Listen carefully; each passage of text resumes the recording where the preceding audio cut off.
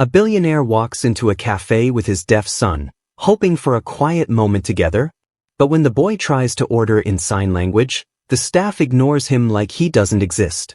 One waitress watches the humiliation unfold and makes a choice that will change everything. What she does next will expose a truth no one was ready to face. What happens when kindness reveals something darker than anyone expected? Daniel had built empires with his hands, but he could not build a bridge to his son's silence. He sat across from Ethan in the small corner cafe, watching the 10-year-old boy's fingers move in careful patterns against the air. The signs were gentle, hopeful. They asked for hot chocolate. Daniel's chest tightened. He knew what was coming. He had seen it 100 times before. The world did not wait for children who could not speak its language. The cafe smelled like cinnamon and old wood. It was supposed to be comforting. Daniel had chosen it carefully, a place without crowds, without noise, without the pressure of boardrooms and flashing cameras. Just father and son. Just a Saturday morning. But even here, in this quiet pocket of the city, the world found ways to remind him that his son was different. That his son would always be different. A waiter passed their table without looking. Ethan's hands moved again, slower this time, more deliberate. Daniel saw the hope in his son's eyes begin to dim. It was a look he had learned to recognize, the way a father learns the weight of his child's disappointment. Ethan signed again. The waiter walked past a second time, balancing a tray of pastries. He did not glance down. He did not pause. Daniel's hand curled into a fist under the table. He could buy this cafe. He could buy the entire street. But money did not teach people to see. Money did not make the world stop long enough to notice a child whose voice lived in his hands instead of his throat. He opened his mouth to call the waiter back, to do what he always did, to speak for Ethan because the world refused to listen. But before he could, Ethan's hands dropped into his lap. The boy stared down at the table. His shoulders folded inward. Daniel's heart broke a little more. He had promised himself he would not let this happen today. He had promised Ethan they would have fun, that today would be easy. But easy was a lie. Easy was for families who did not have to translate love into gestures. Easy was for fathers who did not lie awake at night wondering if their son would ever feel like he belonged. He remembered the day Ethan was diagnosed. The doctor had been kind but clinical. Profound hearing loss, he had said. The words had felt like stones dropping into Daniel's stomach. His wife had cried. Daniel had not. He had immediately started planning, making calls, researching the best specialists, the most expensive treatments. He had attacked the problem like a business challenge. But Ethan was not a problem to be solved. He was a child who needed his father to understand him. A young woman appeared beside their table. She wore the cafe uniform, a simple black apron over a white shirt, her hair tied back in a loose ponytail. Her name tag said Lily. She crouched down until she was at eye level with Ethan. Her hands moved. Not clumsily. Not slowly. She signed with the kind of fluency that only came from years of practice, from living inside the language instead of just learning it. Ethan's head lifted. His eyes went wide. Daniel froze. He watched his son's face transform. The hope returned, bright and sudden, like sunlight breaking through a storm. Ethan signed back, his hands moving fast now, excited. Lily smiled. She signed again, her fingers spelling out words Daniel had never bothered to learn. He had hired tutors for Ethan. He had paid for the best schools, the best therapists, the best technology. But he had never learned the language himself. He had never made time. The realization hit him like a physical blow. He was Ethan's father. He was supposed to be the one person who always understood. But he had outsourced that job to professionals, to teachers, to anyone but himself.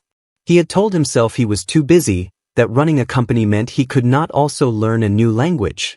But the truth was simpler and more painful. He had been afraid. Afraid of being bad at it. Afraid of trying and failing in front of his son. Lily stood and signed one more thing to Ethan before turning to Daniel.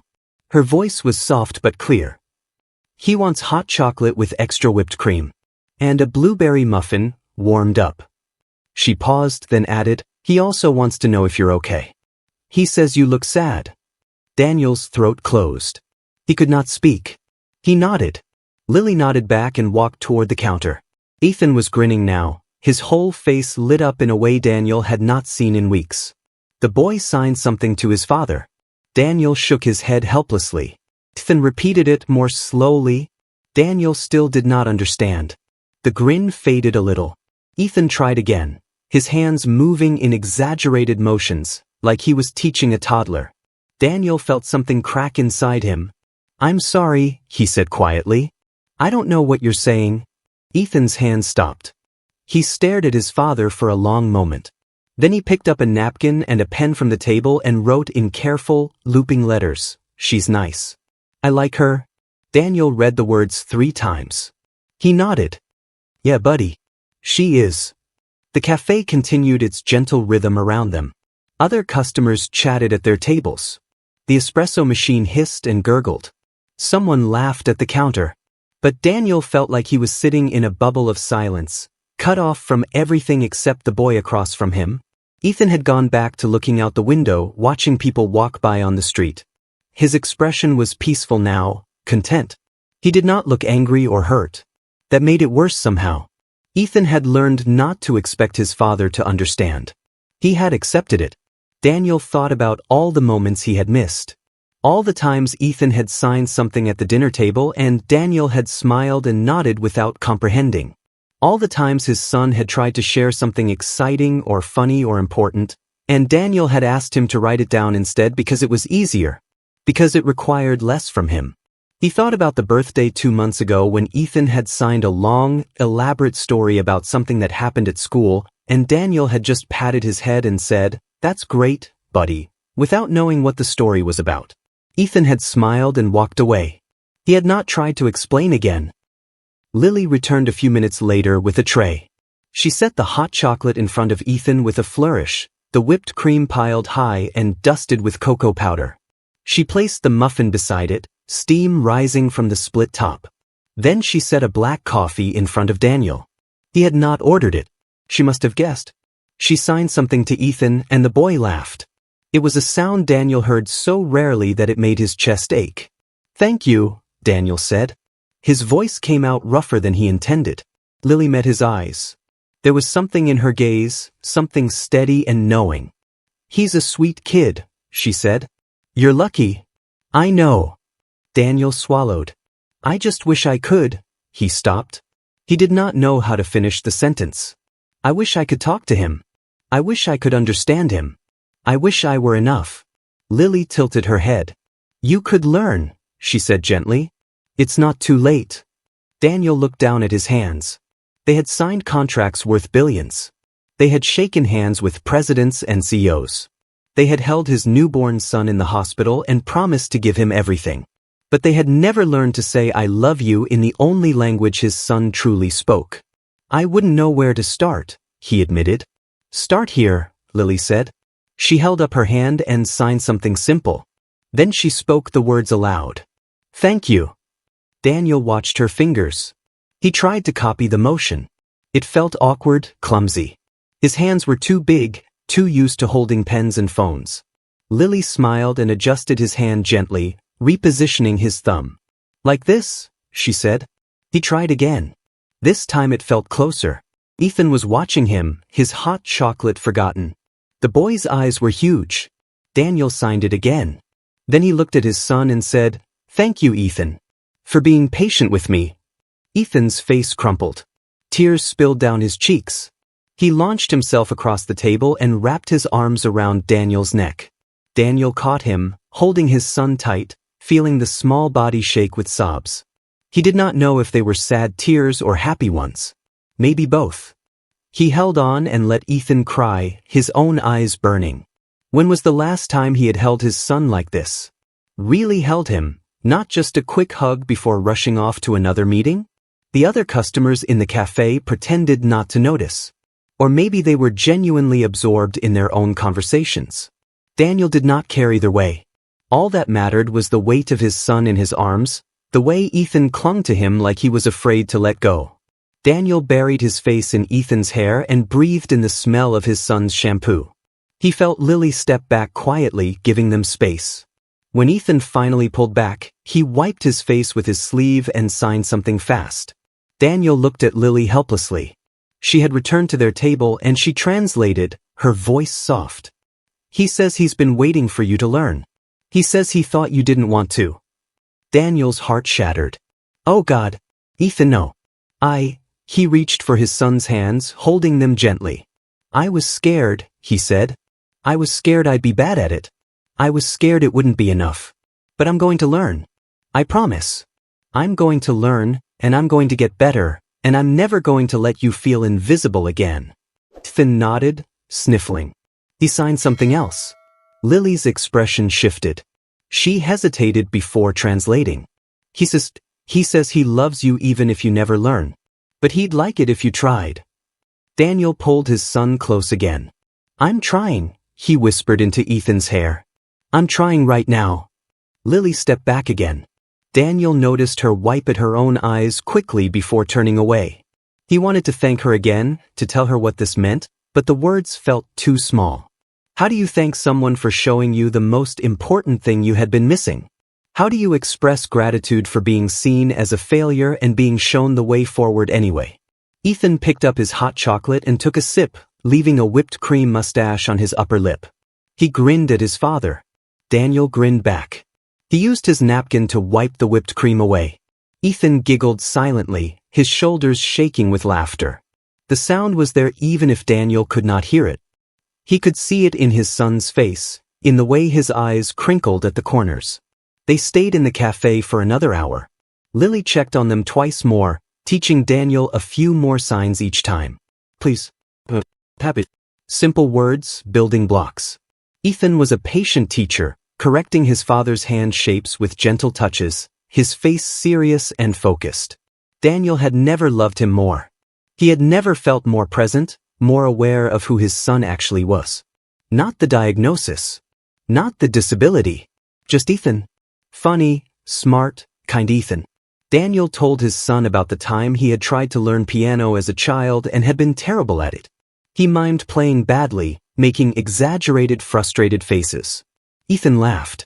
Then the boy signed something and Daniel looked to Lily. She was wiping down a nearby table but glanced over. He says you should try again.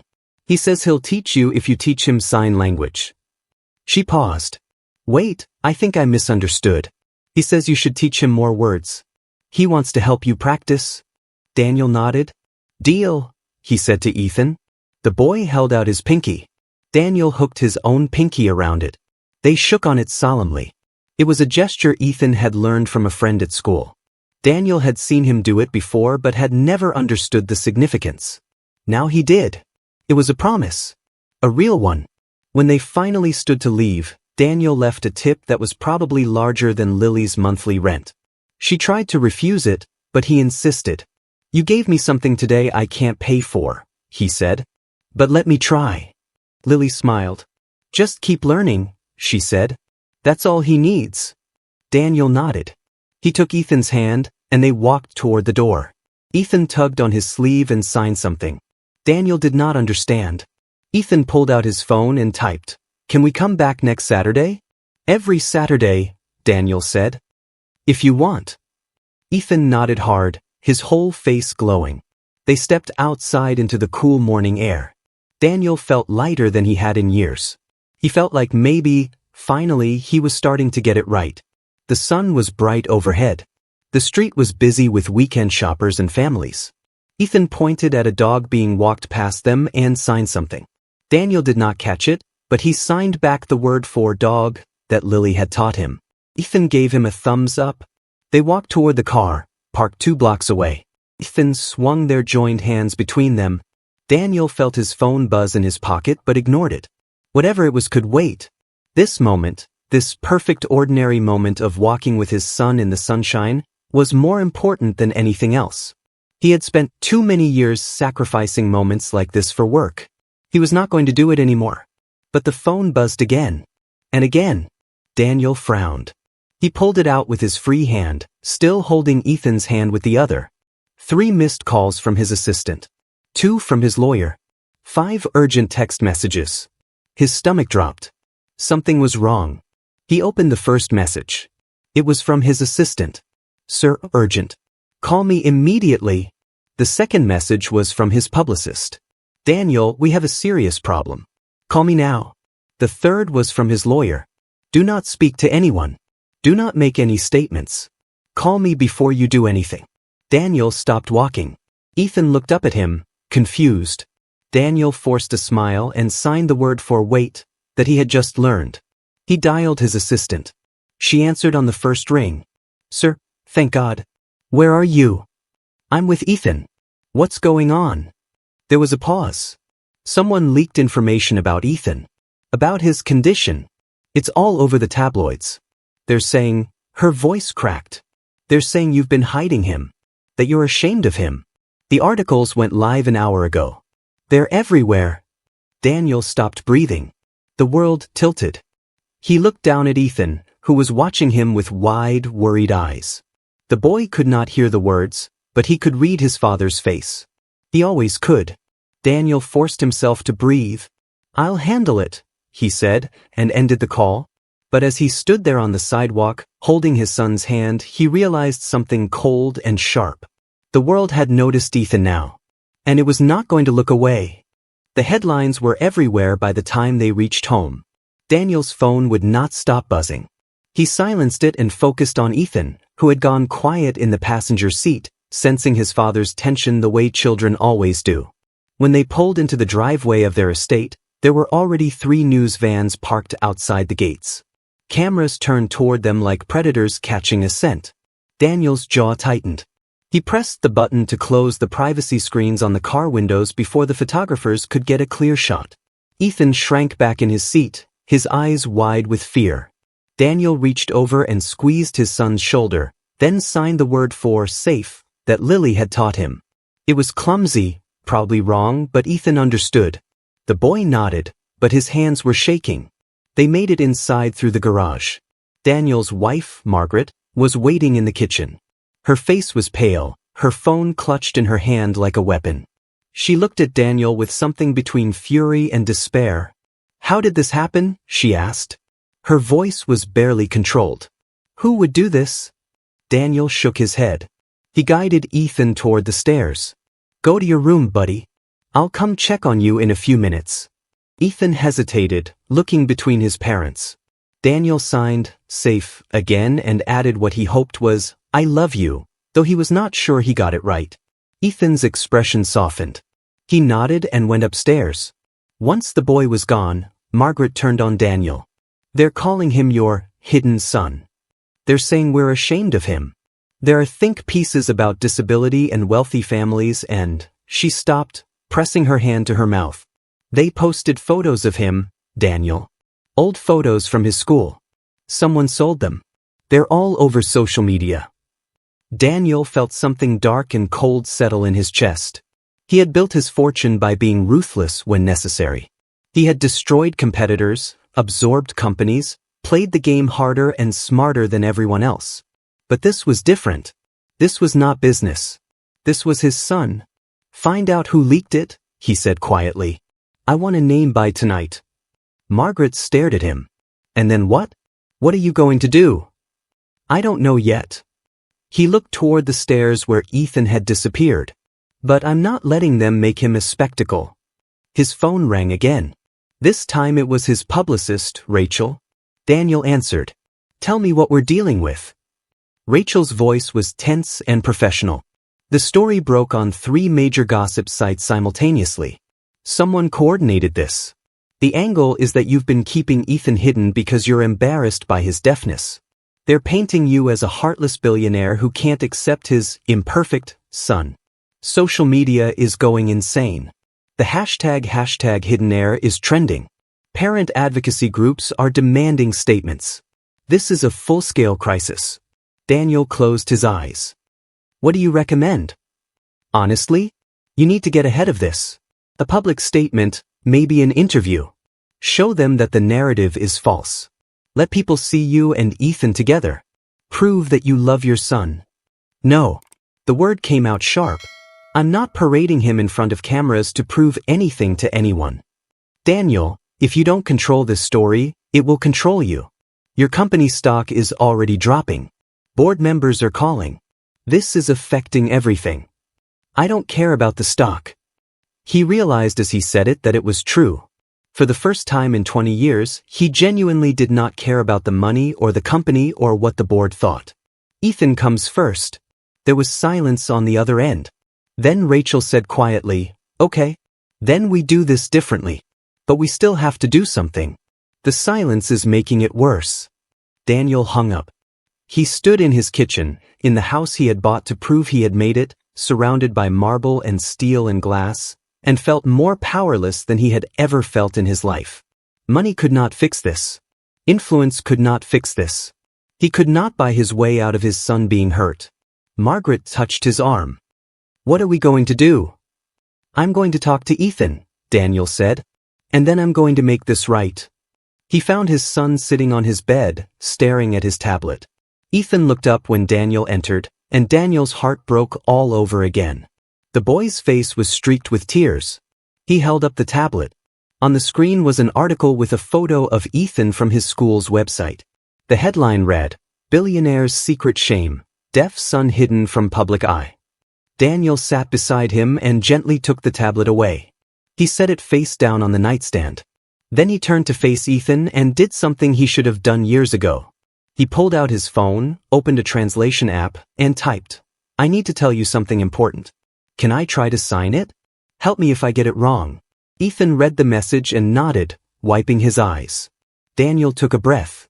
Then, using the few signs he knew and fumbling through the rest, he tried to communicate what was in his heart. His hands moved clumsily, and he had to stop several times to check the app or ask Ethan to show him the right sign. But he kept going. He told his son that he was sorry. Sorry for not learning sooner. Sorry for every time he had made Ethan feel invisible. Sorry for being so focused on building an empire that he had failed to build a real connection with the person who mattered most. He told Ethan that he was not hidden, that he had never been a secret or a shame, that Daniel had just been a coward who did not know how to face his own fear of failing his son. Ethan watched his father's hands with wide eyes. When Daniel finished, the boy was crying again. But this time he was also signing back, fast and urgent. Daniel did not understand most of it. He pulled up the translation app again and handed it to Ethan. The boy typed, "I thought you didn't want me to be part of your life. I thought I embarrassed you. But I don't care what those people say. I just care what you think."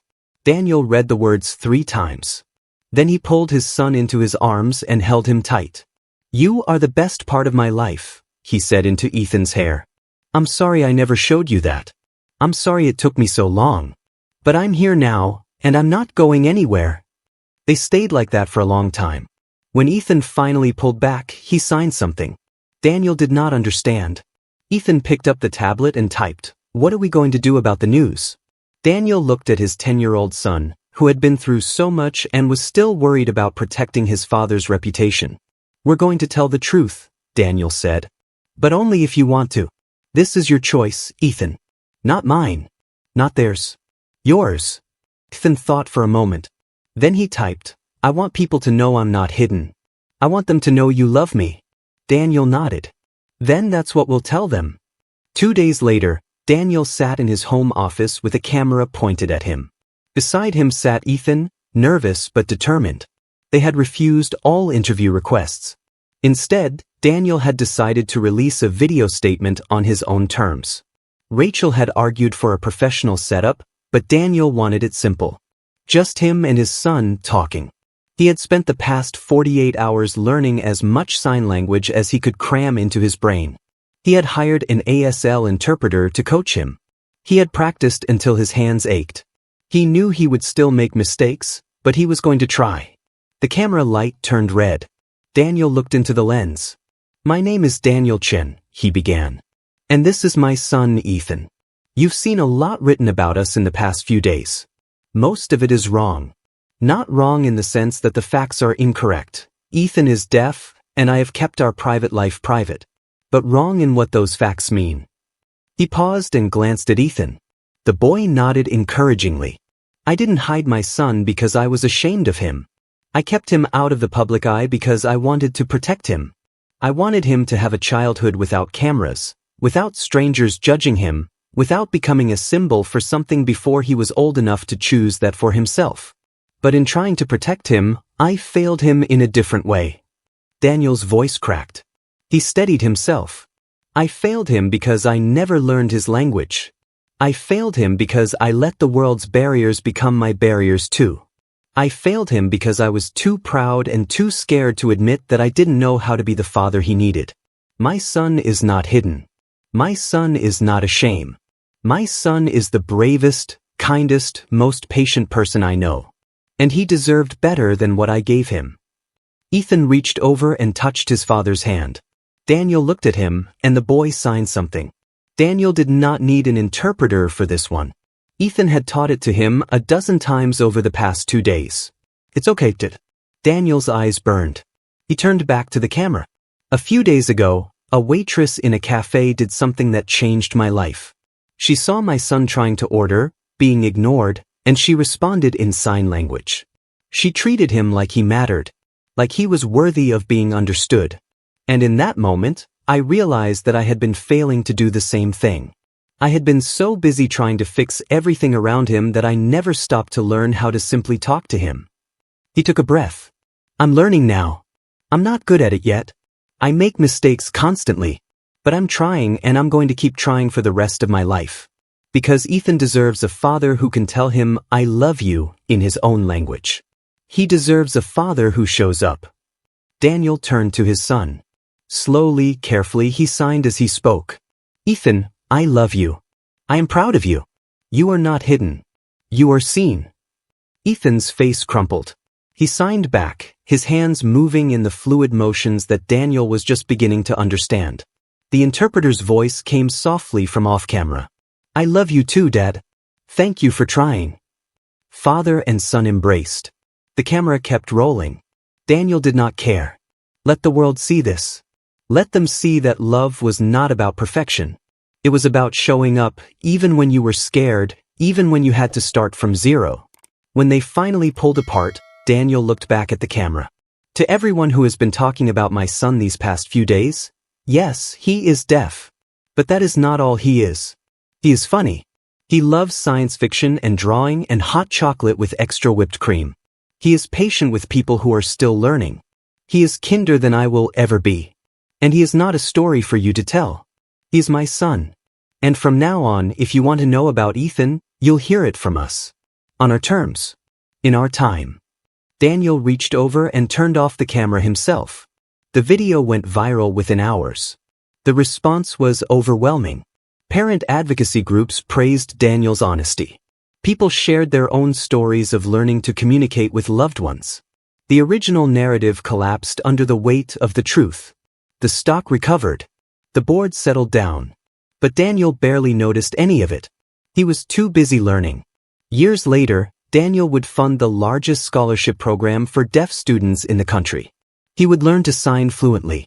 He would give speeches about disability awareness and parent advocacy. But none of that would matter as much as the Saturday mornings in the cafe, learning how to say, thank you, with his hands. None of it would mean as much as the night he finally told his son, I love you, without stumbling over the signs. The waitress named Lily eventually went back to school to become a teacher. Daniel wrote her a recommendation letter. She sent him a thank you note that said simply, you were already a good father. You just needed to learn his language. He kept that note in his wallet for the rest of his life. Because some truths are worth carrying. And some moments change everything.